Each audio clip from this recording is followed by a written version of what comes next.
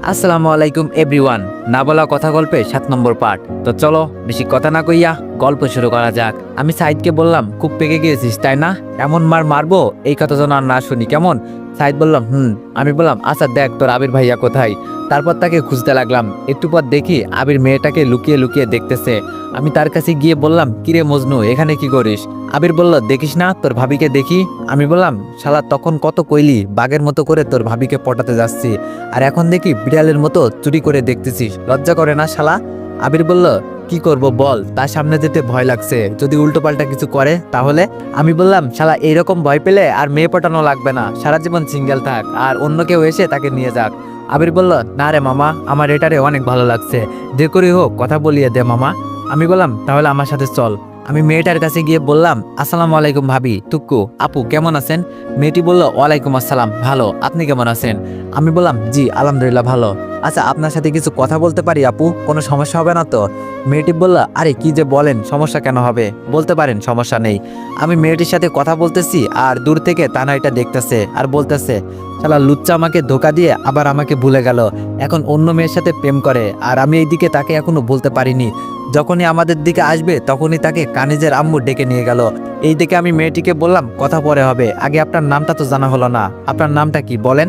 মেয়েটি বলল, আমার নাম মিলি, আপনার নাম? আমি বললাম, বাহ খুব সুন্দর নাম তো আপনার, আমার নাম অনিক। মিলি বলল, আপনার নামটা অনেক সুন্দর। মেয়েটি বলল, আচ্ছা কি বলবেন বলেন।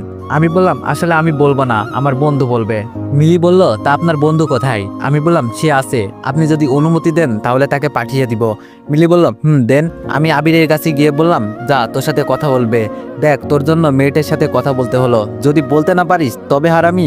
আবির বলল, না রে ভাই, আমি হারাতে চাই না, যেভাবেই হোক বলে দিব। এই বলে আবির চলে গেল। এইদিকে আমি আর সাইদ ঘুরতে লাগলাম। ওইদিকে কানিজের মা তানাকে নিয়ে কানিজের কাছে রেখে চলে আসলো। তখন তানা বলল, আজ যদি তোর মা আমাকে না ডাকতো তাহলে তার খবর করে ছাড়তাম। কানিজ বলল, কার খবর করে ছাড়তি? তানা বলল, আরে ওই লুচ্চাটা বিয়ে বাড়িতে এসে লুচ্চামি শুরু করে দিছে। কানিজ বলল, কি করছে? তানা বলল, শালা লুচ্চা আমার সামনে অন্য মেয়ের সাথে হেসে হেসে কথা বলছে। কানিজ বলল, তুই তাকে ভালোবাসিস না, তাইলে এরকম করছিস কেন? তানা বলল, তাই তো, আমি এইরকম কেন করছি, আর করব না। তারপর তাদের মাঝে আরো কথা হলো। এইদিকে কিছুক্ষণ ঘোরাঘুরি করার পর দেখি আবির গালে হাত দিয়ে আমার সামনে আসলো। আমি বললাম, কিরে গালে হাত কেন, হাত ছড়া। এই বলে হাত টান দিয়ে গাল থেকে নামিয়ে নিলাম। তখন দেখি থাপ্পড়ের দাগ। তখন দেখি আমার সামনে মিলি আসলো, আর তাকে দেখে আমার রাগ উঠে গেল। আর তাকে বললাম, আপনি আমার বন্ধুকে মারলেন কেন, কোন অধিকারে? মিলি বলল, কারণ মেরেছি, সে আমাকে প্রপোজ করেছে। আর তাকে বলতে না দিয়ে আমি বললাম, তা আপনি প্রপোজ গ্রহণ করবেন না, তা মুখে বলে দিলেই হতো, থাপ্পড় কেন দিলেন? মিলি বলল, এই আপনি বেশি বুঝেন, আগে আমার কথা শুনেন, তাকে মেরেছি, সে আমার বিয়ে। আমি বললাম, মানে তাহলে মারলেন কেন? মিলি বলল, মারছি, সে এতদিন ধরে আমাকে পছন্দ করে, তাও বলতে পারিনি, আর আজ বলছে, তাও নিজে থেকে না, অন্যকে দিয়ে বলাইছে। আমি বললাম, কি? আমি তো জানতাম আজকে আপনাকে পছন্দ করছে, আর আপনি কানিজের কি লাগেন? মিলি বলল, আমি মামাতো বোন লাগি। না, সে আমাকে কলেজ থেকে পছন্দ করে, আর আমরা একই কলেজে পড়তাম। আর আপনি আবির তো রুহির সাথে ছাড়া আর কারোর সাথে কথা তো বলা দূরে থাক, তাকানো না। আমি বললাম, আবির তুই এটা করতে পারলি, আমাকে এই কথা লুকিয়ে রাখলি, বাহ এই তোর বন্ধুত্ব, বলে রাগ করে চলে আসলাম। আমার পিছন থেকে ডাকতে লাগলো, কিন্তু আমি শুনেও না শোনার ভান করে চলে আসতে লাগলাম। আবির দৌড়ে আমার সামনে এসে বলতে লাগলো, দেখ আমি তোকে বলতে চাই, কারণ আমি তাকে পছন্দ করতাম, কিন্তু পার আশা করতাম না, কারণ আমি যদি তাকে বলতাম, তার সাথে যদি রিলেশনে যেতাম, আর যদি তোর মতো আমার সাথে এমন হইতো, তাই বললাম না। আর তাই তো দেখিস নাই, আমি তাকে এইখানেই লুকিয়ে দেখছিলাম। আর যখন তুই আমাকে ওই কথাগুলো বললি, তখন মনের মাঝে কেমন যেন করলো, তাই তোর মাধ্যমে তার সাথে কথা বলছি। আমি তোকে সব বলতাম, কিন্তু তার আগেই সব জেনে গেছিস, সরি রে।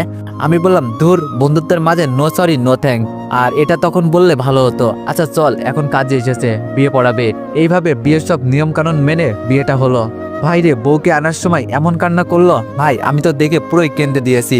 ভাই এরা কেমনে এত কান্না করে? কিছুক্ষণ পরে রাফিদের বাড়ি চলে আসলাম। আরেকটা কথা, আমাদের সাথে তান্না হয়ে এসেছে, তাতে আমার কি? আমি ছাদে গিয়ে একটা কোণে মনে মনে ভাবতে লাগলাম, মেয়েরা এত কান্না কেমনে করে? হয়তো নিজের প্রিয়জনকে ছেড়ে যেতে মন চাচ্ছে না, তাই কান্না করছে। আজ থেকে তার নিজের বাড়ি পর হয়ে গেল, আর পরের বাড়ি আপন হয়ে গেল। কি আজব দুনিয়া। এইগুলো ভাবতেছি, তখন মনে হলো পিছনে কেউ আছে, তাই পিছনে তাকালাম, তাকিয়ে দেখি তানহা।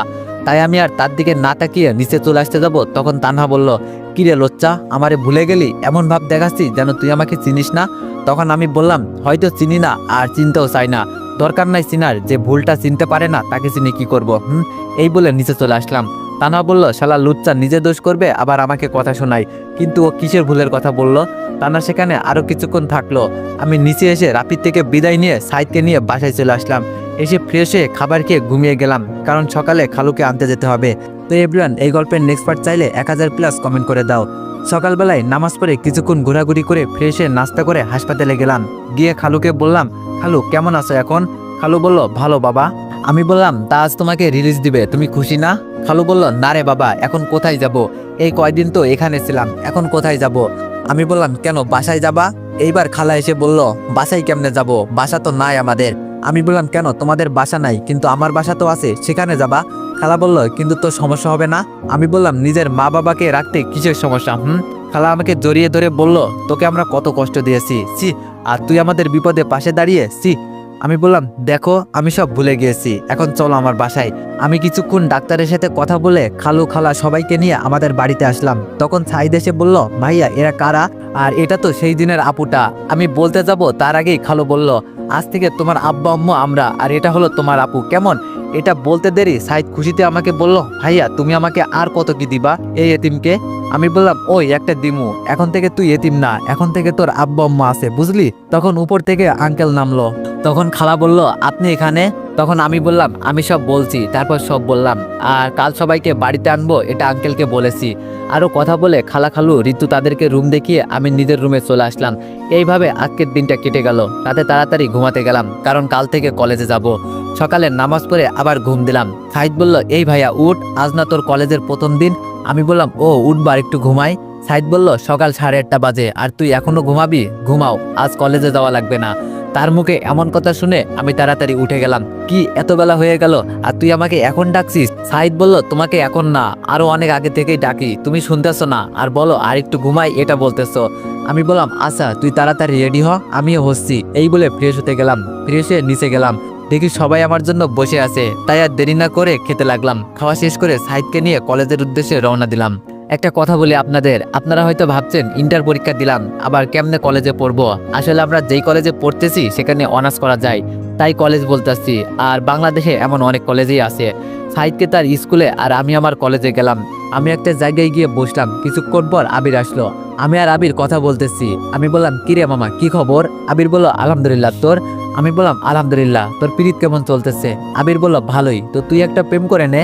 আমি বললাম, আরে না, এমনিই ভালো আছি। আচ্ছা আমাকে টিট দিবি চল। আবির বলল, কিসের টিট? আমি কোনো টিট দিতে পারবো না। আমি বললাম, তাহলে মুই মিলিকে বলমু তুই মেয়েদের পিছনে ঘুরুস। আবির হেসে বলল, তুই মিলিকে কোথায় পাবি? আমি বললাম, কাল মিলি কিন্তু তোর আগে আমার সাথে কথা বলছে, সেটা মনে আছে তো? আবির বলল, তো? আমি বললাম, তখন তার কাছ থেকে নাম্বার নিছি, এখন বল খাবি নাকি কল দিমু? ডাহা মিশা কথা, আমি কোনো নাম্বার টাম্বার নিই নাই। আবির বলল, না রে ভাই, তোকে আমি সব খাওয়াবো, তাও তুই বলিস না, প্রেম শুরু হওয়ার আগে খতম হবে। আমি বললাম, যামো, আর একটু বসি। তখন টুকটাক কথা বলার সময় তখন চোখ গেল কলেজের গেটে। আমি আর আবির যেটা দেখলাম সেটা দেখে আমাদের মাথা পুরোই হ্যাং হয়ে গেল। আমি দুইজনকে আর আবির একজনকে। আপনারা যেটা ভাবছেন একদম সঠিক, তারা আর কেউ না, একজন তানহা আর একজন হলো মিলি। তারা দুইজন আলাদা আসলো, কিন্তু একজনের পিছনে আরেকজন ছিল। তখন আবির বলল, মামা আমি যেটা দেখতেছি তুমি কি সেটা দেখছো? আমি বললাম, মামা। আবির বলল, মামা আমি তো শেষ, রিলেশনের প্রথম দিন যে প্যারাটা দিছে, এখন কলেজে পুরো স্বাধীনতা নিয়ে নিবে মনে হচ্ছে। আমি বললাম, একদম ভালো হয়েছে, শালা আরো কর রিলেশন, বুঝতে পারবি কত ধানে কত চাল। তখন দেখি মিলি এই দিকে আসতেছে। আমি বললাম, মামা আমাদের দিকে আসতেছে। আবির বলল, শালা আমিও দেখতাছি, তোর বলা লাগবে না। এটা বলতে বলতে মিলি আমাদের সামনে এসে বলতে লাগলো, কেমন আছো তোমরা? আমরা বললাম, আলহামদুলিল্লাহ ভালো, তুমি? মিলি বলল, আমিও ভালো। তোমরা এখানে ভর্তি হয়েছো? আবির বলল, এখানেই ভর্তি হয়েছি। মিলি বলল, যাক ভালো হয়েছে। আবির বিড়বিড় করে বলল, ভালো না চাই? মিলি বলল, এই কি বলছো বিড়বিড় করে? আবির বলল, কই কিছু না, বলতেছি ভালো হয়েছে, আমাদের প্রেম করতে সুবিধা হবে। মিলি বলল, তা ঠিক, আবার চোখে চোখে রাখা যাবে। আবির বলল, মানে? মিলি বলল, ও তুমি বুঝবা না। তখন আমি আবিরের কানে কানে বললাম, আবির কথা বলবি নাকি কিছু মনে আছে? আবির বলল, কি মনে আছে? আমি বললাম, এখন কিন্তু সামনে আছে, বলবো নাকি? আবির বলল, না ভাই বলিস না, চল খাওয়াচ্ছি। মিলি বলল, তোমরা কানে কানে কি এত কথা বলতেছো? আমি বললাম, আরে ভাবি কিছু না, এই তো আবির বলতেছে রিলেশন উপলক্ষে টিট দিবে, সেটা বলছিল। ভাবি বলাতে মিলি একটু লাজুক হয়ে বলল, ও তাই, এটা কি কানে কানে কথা বলার নাকি? আরে ভাবি, আমি বললাম, আরে ভাবি বোঝো না, শরম করতেছে আর কি। মিলি বলল, আরে কিসের শরম, চলো খাওয়া দাওয়া খেতে দেরি করতে নেই, দেরি হলে আবার ক্লাস শুরু হয়ে যাবে। চলো চলো এই বলে ক্যান্টিনে গিয়ে বসলাম। তবে খুশিতে খেয়াল করলাম না যে আমাদের পাশের টেবিলে তানারা বসেছে। আমি খাবার অর্ডার দিয়ে যখন বসলাম তখন আমাকে খোঁচা মেরে তানা তাদের বান্ধবীদের বলতেছে, কিরে আকি, কলেজের ক্যান্টিনে লুচ্চা ছোট লোকদের কে আসতে দেয়? আকি বলল, কেন আসতে দেয় বুঝতে পারলাম না। তানা বলল, তা আবার মেয়ে নিয়ে যেখানে সেখানে নষ্টামি করে, এদের লজ্জাও করে না? আকি বলল, হয়তো লজ্জা করে না। এগুলো শুনে আমি বুঝতে পারলাম কে বলতেছে, তাই এদিক ওদিকে তাকাতেই দেখি তানা আমাদের পাশের টেবিলে বসে এই কথা বলতেছে। তাদের কথায় আমি কোনো জবাব দিচ্ছি না। হঠাৎ মিলি বলল, আরে তানা আপু যে, তুমি এখানে পড়ো নাকি? তানা বলল, তুমিও এখানে নাকি? মিলি বলল, আসুন পরিচয় করিয়ে দিই। তানা মনে মনে বলল, কি পরিচয় করিয়ে দিবি তুই? আমি তো সব জানি। মিলি বলল, এটা হলো আবির, আমার বিএফ। তানা বলল, যদি এটা তোমার বিএফ হয় তাহলে এটা কে? মিলি বলল, এটা হলো অনিক, আবিরের ফ্রেন্ড। তানা বলল, ও। মিলি বলল, তাহলে আসেন আমাদের সাথে নাস্তা করেন। তানা বলল, না আমি নাস্তা করেছি, তাছাড়া আমি যাত্রার সাথে বসে খাই না। এই বলে চলে গেল। এই কথা কাকে উদ্দেশ্য করে বলেছে সেটা আমি ভালো করেই জানি। তখন আবির বলল, তুমি মেয়েটাকে কিভাবে চিনো? মিলি বলল, আমাকে কানিজাবু পরিচয় করিয়ে দিছে তার বান্ধবী হিসাবে। আবির বলল, ও, তা ওর সাথে আর মিশবে না। দেখো কেমন কথা বলে গেল। মিলি বলল, সে তো এরকম না, তবে আজ কি হলো বুঝতে পারলাম না। এইসব বলতে বলতে খাবার আসলো, তাই আর কথা না বাড়িয়ে খেতে লাগলাম। খেয়ে বিল দিয়ে ক্লাসে আসলাম আর ক্লাস করতে লাগলাম। ওইদিকে তানা ক্লাসে গিয়ে আমাকে খুঁজতে লাগলো। তখন আকি বলল, কিরে কি খুঁজতেছিস? তানা বলল, না কিছু না। আকি বলল, বল আমাকে কি খুঁজতেছিস? তানা বলল, আরে ওই ছেলেটাকে। মিলি যাকে পরিচয় করিয়ে দিল।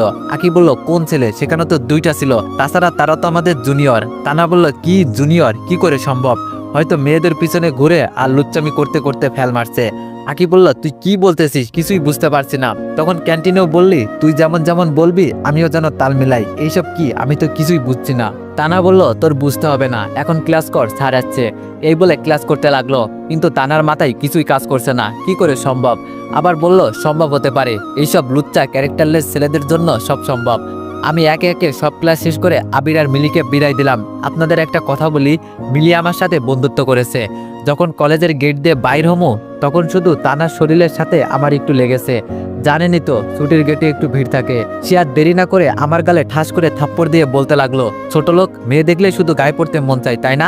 আমি বললাম, দেখেন আপনার কোথাও ভুল হচ্ছে। আমাকে আর বলতে না দিয়ে তানা বলল, চুপ ছোট লোক, তোর মতো ছেলেদের আমি চিনি। মেয়েদের শরীর টাচ করবি আর বলবি আমার ভুল হচ্ছে। তার এই ব্যবহারে কলেজের সকল ছাত্রছাত্রী ও বাইরে কিছু পাবলিক দাঁড়িয়ে দেখতেছে। আর বাঙালি বোঝেনি তো, কিছু না জেনে উল্টোপাল্টা কমেন্ট করবে। তারা আমাকে নানান কথা বলতে লাগলো, এইরকম ছেলেকে মারা উচিত, দিলে দেওয়া উচিত, আরো হ্যান ত্যান বলতে লাগলো।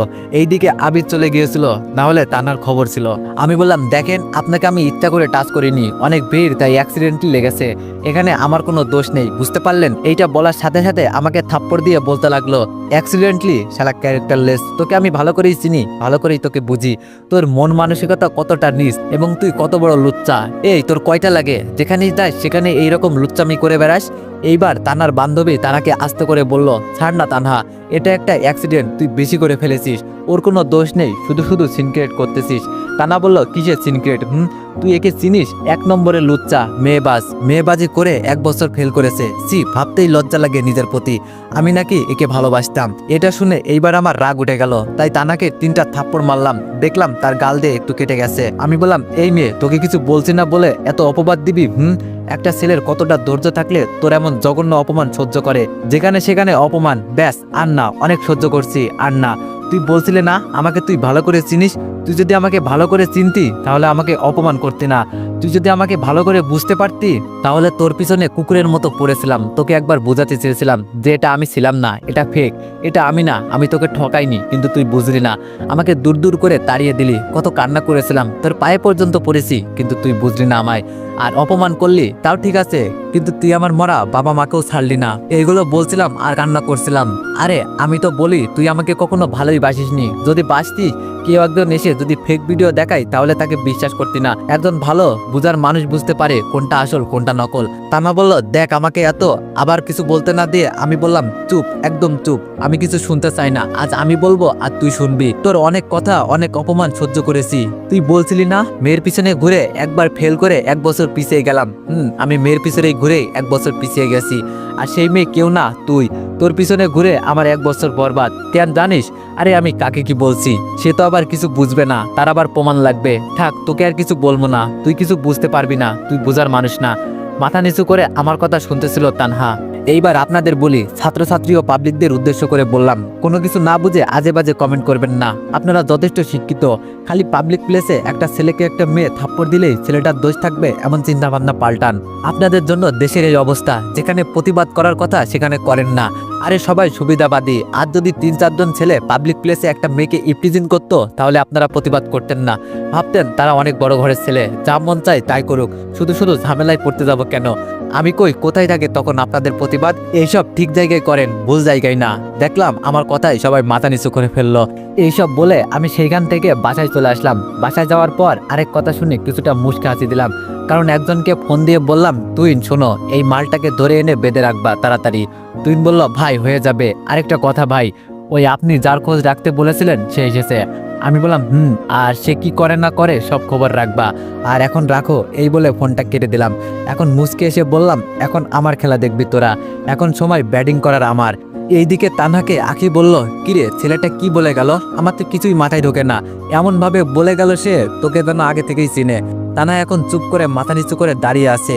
আঁকি বলল, এইখানে দাঁড়িয়ে না থেকে চল ওই রেস্টুরেন্টে গিয়ে বসে কথা বলি। তানহা এখনো দাঁড়িয়ে আছে। এটা দেখে আঁকি তানার হাত ধরে টেনে রেস্টুরেন্টে নিয়ে গিয়ে বসালো। আঁকি বলল, তুই যদি আমাকে বান্ধবী মনে করিস তাহলে চুপ না থেকে সব খুলে বল। এইবার তানা আঁকির দিকে করুণ চোখে তাকিয়ে বলল, তাহলে শোন। এই বলে সব খুলে বলল। এখন আঁকি বলল, তোর সব কথা শুনে এবং অনেক ভাইয়ের কথাতে বুঝতে পারলাম তার এখানে কিছু মিস্টেক হয়েছে, তাও তোর খোঁজ নেওয়া উচিত ছিল, এইভাবে কাউকে অবিশ্বাস করা উচিত না। তানহা কান্না করে বলল, কি করব দোষ, সেখানে আমার জায়গায় তুই থাকলেও তুইও ভুল বুঝতি। আঁকি বলল, তা ঠিক, কিন্তু খোঁজ নেওয়া উচিত ছিল। তানহা বলল, আরে কেমনে খোঁজ নিব, এমন প্রমাণ দেখালো তা অবিশ্বাস করে পারা যায় না। আবার অনেক দিন পর শুনলাম তার নিজের খালাতো বোনের সাথে খারাপ কিছু করতে চেয়েছে, এটা শুনে আরো খারাপ ভাবতে লাগলাম। আঁকি বলল, তা মানলাম, খোঁজ নিবে না তাই বলে যেখানে সেখানে অপমান করবি, এটা ঠিক না। তানহা বলল, দেখ আমি তাকে দেখলে তার করা কাজের কথা মনে পড়ে যায়, আর তখন মাথা গরম হয়ে তাকে জানাই তাই বলি। আঁকি বলল, তা এখন কান্না বাদ দে। ভাইয়ার কথা শুনে বুঝে আমার মনে হলো তাকে ফাঁসানো হয়েছে, এখনো সময় আছে, খোঁজ নিয়ে দেখ এটা সত্যি নাকি মিথ্যা, এবং তার কোনো বন্ধু এই ঘটনা জানলে তার কাছ থেকে শোন, তা না হলে মেয়েটা কেমন তার আশেপাশে বা মেয়েটাকে ভয় দেখিয়ে জানার চেষ্টা কর। তানা বলল, আমার বান্ধবী জানে, আমায় বলতে চেয়েছিল তার বিয়ের দিন, বাট আমি শুনি নাই। আঁকি বলল, এইখানে তোর দোষ, বুঝতে পারলি? শোন, এখন সময় আছে, তাড়াতাড়ি খবর নে আসলে কি হয়েছে। তানা বলল, আমি কালকেই কানিজের সাথে দেখা করব, আর তুইও যাবি। আঁকি বলল, সেটা না হয় গেলাম। এটা বলতে আগের ফোন বেজে উঠলো, তাই তানাকে বলল, দোস্ত আম্মু কল দিতেছে, এখন বাই, কাল দেখা হবে কেমন, আর আমার কথা ভেবে দেখিস। তানা বলল, আচ্ছা যা, আমিও যাই, দেরি হচ্ছে, মা মনে হয় চিন্তা করছে। এই বলে দুইজন চলে গেল। এইদিকে আমি রুমে আরো কিছুক্ষণ থেকে খাবার খেতে গেলাম, আর ঝামেলার জন্য বাসায় আসতে দেরি হওয়ার কারণে সবাই খাবার খেয়ে ফেলেছে, তাই খালা আমাকে খেতে দিল। এখন আমি একা একা খেয়ে রুমে গেলাম। কিছুক্ষণ বসে থাকলাম, তখন ম্যানেজার আঙ্কেল ফোন দিল। রিসিভ করে, হ্যালো আঙ্কেল। এই সময় ফোন দিলেন যে, কি হয়েছে? আঙ্কেল বলল, শোনো বাবা, অফিসে একটা মিটিং আছে, তুমি ছাড়া হবে না, তাই এখন যেখানেই থাকো না কেন চলে আসো। আমি বললাম, আচ্ছা আঙ্কেল। এই বলে রেডি হয়ে অফিসে গেলাম। অফিসে গিয়ে মিটিং শেষ করে আরো কিছু কাজ করে রাত 8টায় বাসায় আসলাম। বাসায় এসে রুমে গিয়ে ফ্রেশ হয়ে নামাজ পড়ে 9:30 পর্যন্ত পড়লাম। তখন খালা খেতে ডাকলো, তাই খেতে গেলাম। তখন নিচে খেতে আসলাম। তখন আমি খালাকে বললাম, কি হয়েছে খালা, সবাইকে দেখছি কিন্তু ঋতুকে দেখছি না। খালা মন খারাপ করে বলল, সে সকাল থেকে কিছু খাচ্ছে না। আমি বললাম, কেন, কি হয়েছে? খালা বলল, ঋতু শুনেছে সজীব নাকি দেশে ফিরেছে আর বিয়ে করতেছে, তাই সকাল থেকে কিছু না খেয়ে ঘরে দরজা বন্ধ করে বসে আছে। এটা শুনে কিছুটা মুচকি হাসি দিয়ে মনে মনে বললাম, যার জন্য আমাকে অবহেলা অপমান করলি, অপবাদ দিলি না, দেখ এখন সে তোকে ছেড়ে অন্যজনকে নিয়ে সুখে থাকতে চাচ্ছে। মনে মনে হাসি দিলাম। এইদিকে খালা আমার হাসি দেখে হয়তো মনে করছে তার মেয়ের করা কাজের ফল ভোগ করছে। আমি বললাম, তা খালা বিয়ে কখন জানি? খালা বলল, বিয়ে 4 দিন পর। আমি বললাম, ও আচ্ছা। খালার সাথে কথা বলতে বলতে খাওয়া শেষ করে নিজের রুমে গেলাম। রুমে এসে তুহিনকে কল দিলাম, হ্যালো তুহিন। তুহিন বলল, জি ভাই বলেন। আমি বললাম, তোমাকে যেই কাজ দিলাম হয়েছে? তুহিন বলল, ভাই, শালাকে ধরে এনেছি। আমি বললাম, শোনো, আমি না আসা পর্যন্ত তাকে কিছু খেতে দিবা না। আর শোনো, তুমি যেই ছেলের কথা বলছিলে না, একটা সমস্যা হয়েছে, একটা খোঁজ নাও কোন জায়গায়, তাড়াতাড়ি। তুহিন বলল, ভাই সব হবে, চিন্তা করিয়েন না, কাল সকালের মধ্যেই পেয়ে যাবেন। আমি বললাম, এই তোমাকে কতবার বলবো ভাই বলে ডাকবা না? তুহিন বলল, ভাই আমি পারবো না, আপনি আমার বস, তাই সম্মান দিব, বুঝতে পারলেন? আমি বললাম, কিন্তু আমাকে থামিয়ে তুহিন বলল, কোনো কিন্তু না। এইবার আমি তুহিনকে থামিয়ে বললাম, এইবার থেকে যদি ভাই ডাক শুনি তাহলে তোমার চাকরি থাকবে না, এই বলে দিলাম, আমাকে নাম ধরে ডাকবা। তুহিন বলল, আচ্ছা ভাই, থুক্কু অনেক।